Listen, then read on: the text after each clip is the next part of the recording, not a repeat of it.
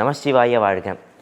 சித்தர் என்ன சொல்கிறாருன்னா, நம்மளுடைய உடம்பு வந்து மிகப்பெரிய ஒரு கலவை அப்படின்னு சொல்கிறார். என்னென்ன கலவை அப்படின்னா, இடது கண்கள் சந்திரன், வலது கண்கள் சூரியன், இடக்கை சங்கு சக்கரம், வலக்கை சூழமான்மழு, எடுத்த பாதம் நீள்முடி, எத்திசைக்கும் அப்புறம், உடல் கலந்து நின்ற மாயம் யாவர் காண வல்லரோ அப்படிங்கிறாராம். இந்த உடம்பு வந்து எப்பேற்பட்ட ஒரு கலவை என்ன சொல்கிறார்?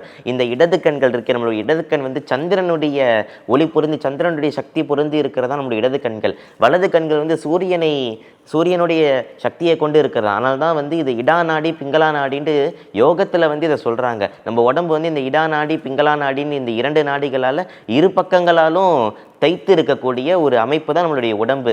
அப்படி நம்ம இந்த உடம்புக்கு வந்து இந்த 2 சக்தியுமே முக்கியம். சூரியன் மட்டுமே இருந்ததுன்னா, சூரியனுடைய ஆகிருதி மட்டும் நம்ம கிட்ட இருந்ததுன்னா நமக்கு வெப்பம் அதிகமாக வந்து நம்ம உடம்பு வந்து ஹீட் ஆகும்.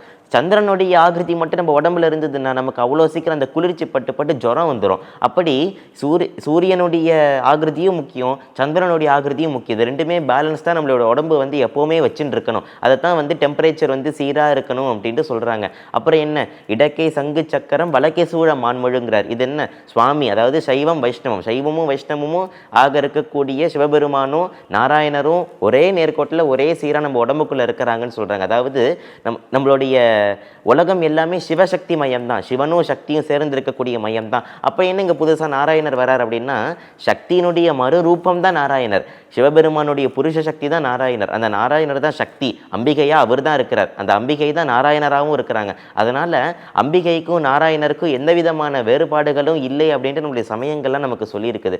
அப்படி இடக்கை சங்கு சக்கரம், சங்கு சக்கரம்னா என்ன, விஷ்ணு கிட்ட இருக்கக்கூடியது சங்கு சக்கரம். வலக்கை சூலமான்மழு, சூலம் திரிசூலமாக இருக்கக்கூடிய சூலமும் மான்மழு, மானும் மழுவும் சுவாமி கிட்ட இருக்கும். அப்படி இடக்கை சங்கு சக்கரம், வலக்கை சூழ மான்மழு, எடுத்த பாதம் நீள்முடி அப்படிங்கிறாராம். இந்த பாதத்துல இருந்து நீள்முடி, இந்த முடி வரைக்கும் இருக்கக்கூடியது இந்த பிரபஞ்சம் அப்படிங்கிறாராம். பிரபஞ்சத்துக்கு எல்லை இருக்குதா அப்படின்னா பார்த்ததில்லை யாருமே, ஆனா அதுக்கு ஒரு எல்லை இருக்குது. இந்த உடம்பு தானே ஒரு மினி பிரபஞ்சம்னு சொல்றாங்க எல்லாருமே. மினி யூனிவர்ஸ் என்னன்னா இந்த உடம்பு தான். இந்த உடம்புனுடைய எல்லைகளை வச்சு இந்த யூனிவர்ஸ்க்கும் ஒரு எல்லை இருக்கலாம் அப்படிங்கிற மாதிரி ஒரு கற்பனையா நம்ம எடுத்துக்கலாம். இதை எடுத்த பாதம் நீள்முடி, எந்திசைக்கும் அப்புறம், உடல் கலந்து நின்ற மாயம் யாவர்கான வல்லரே அப்படிங்கிறது. இது எல்லாமே ஒரு மாயம். அதனால தான் வந்து மாயா இயந்திர தனுவினுள் ஆன்மா அப்படின்ட்டு சித்தாந்த சாஸ்திரங்களை இந்த ஆன்மா இருக்கக்கூடிய இந்த உடம்பை பற்றி சொல்லுது. என்ற மாயா இயந்திர தனுவினுள் ஆன்மா அப்படிங்கிறாராம்.